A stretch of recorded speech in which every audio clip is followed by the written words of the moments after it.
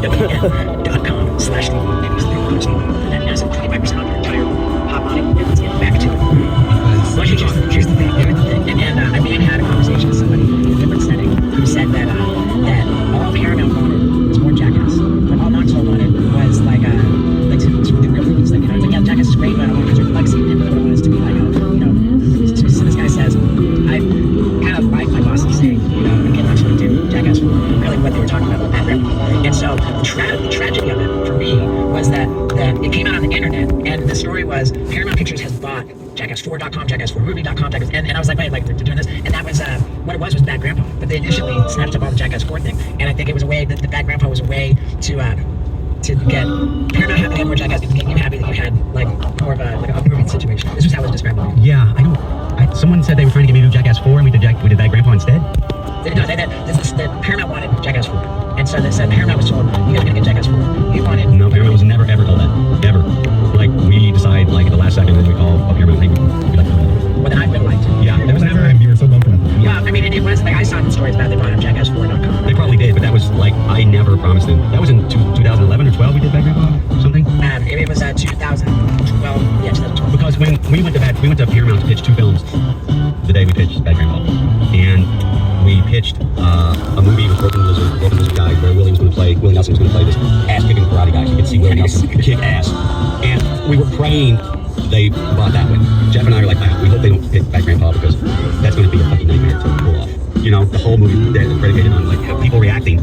That's the last thing we wanted, and we went in there and pitched, and then they said we want to do Bad Grandpa, and we're like, I think we'd been punched in the stomach. Then we came out of there, walking out of Paramount. Someone just bought a movie from us.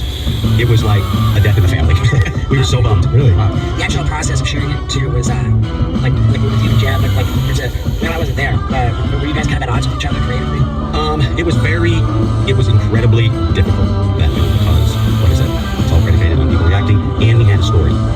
And I think it was very stressful. So yeah, there was a little tension between Jeff and I at times on that film, just because it was incredibly difficult. Well, right, and when you say predicated on reaction, what you mean is the film was comprised like exclusively of hand-to-hand footage. Yeah. Very, very little scripted filler to drive along. And like the fact that you did that, unbelievably impressive. But like when you get one thing, then now you got to go back to the drawing board, like, oh, we're this way, but we done this, so now we got to kind of. Yeah, I mean, the first couple of trips, like we had a loose narrative, like where the story was beginning and end. But I would be doing these pranks on the first couple of trips, and I didn't know where I was in the story, right? So I don't know what to push along or to say, and finally we'd be getting great stuff, but we didn't know where we were in the story. And Spike finally, he goes, hey, I read your guys' treatment that you wrote up. That's not a story. He's like, we got to shut down and just work on the story as either the whole month of November, and maybe the whole month of November. And we did, and he came by and he really hashed out the story with us. Not too much story. Very simple, but it really changed everything because when we went back on the road the following January next year, I knew exactly where I was in the story, what I needed to do, and what I could do, and yeah, I'm so happy we did it now. And like before we shot that first prank in the movie, I was still in I was really bummed, and I was just focusing on. I was just like telling myself, oh, it's gonna suck to sit get the makeup done for 3.5 hours every day, and that was not actually what was happening. I mean, it took that long, but I was more scared about failing and thinking, I'm going to shoot this for 3 months and have to turn it into a Jackass, so I'm not going to get anything. But after the very first prank we did, it went good. Didn't make the movie, but it went good, and all that stress went away, and I felt like, I think we got this. I got this. Is it more stressful shooting the reaction stuff than, say, knowing you're going to get hit by it? It's different. Yeah. I get more stressed for stunts watching them do something dangerous. Of course, I get nervous myself, but I just don't like watching them when it gets too big. It's anything too big. Yeah, I remember when I started where I laid down and running. Oh, no, I didn't. That wasn't even a stunt. That was like a cry for help. It was. It's like, I called you and I'm like, I don't. Yeah, well, I remember, like, there's a lot of other stuff that went along with that prank, and I don't know how much you want to get into that. You were in a kind of a way at that time.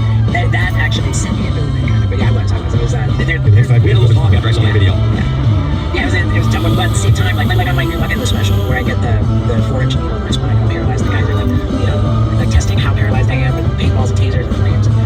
That's a tough time. That's a bad situation to be in for us because it's like, here we are, he's paralyzed from the waist down, and like the whole bit is relying on us seeing if his legs are dead. And so like, we have to do it because it's the bit. We went big for it. And while I'm doing it in my head, I'm thinking like, okay, if he dies and this footage goes before a judge, the judge is like, I'm sorry, you guys did what? And so like, who's producing this? And it's like, but if we don't do it, we don't torture you on the ground, you're gonna be done and be like, I did all this for nothing. And if we did do it and something did happen to you, I'm sitting there lighting your feet on fire, shooting you up with the fucking paintballers. In my head, I'm thinking like being in front of a grand jury, like I'm fucked. Well, we're very elite too because it takes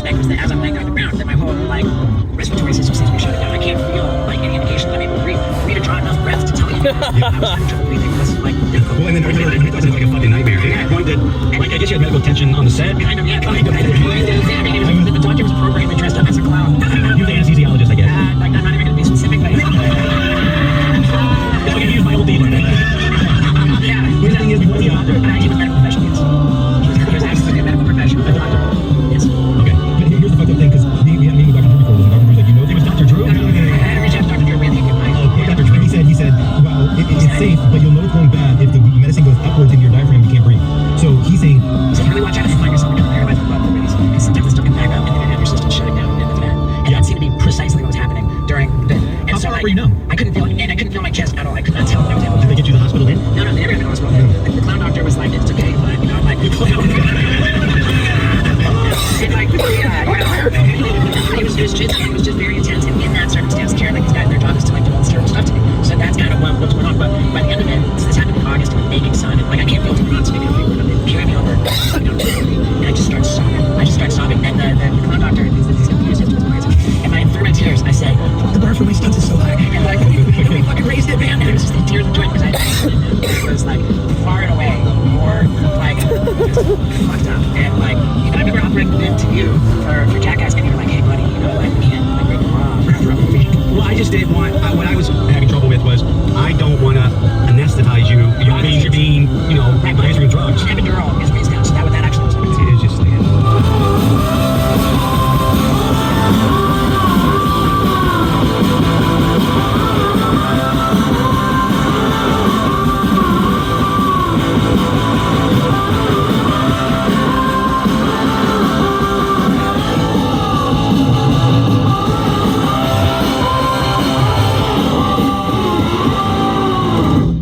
Well, if you've done it, you've done it. You know, it's like. hey, you want to retire epidurals? I don't know.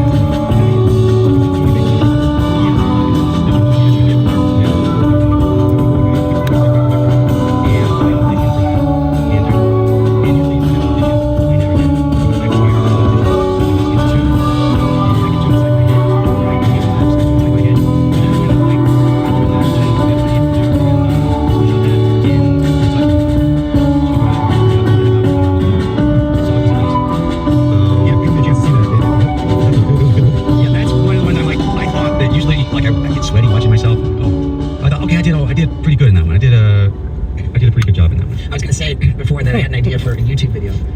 Knoxville movie marathon. We watch them all and then like reaction videos. And I put the idea aside and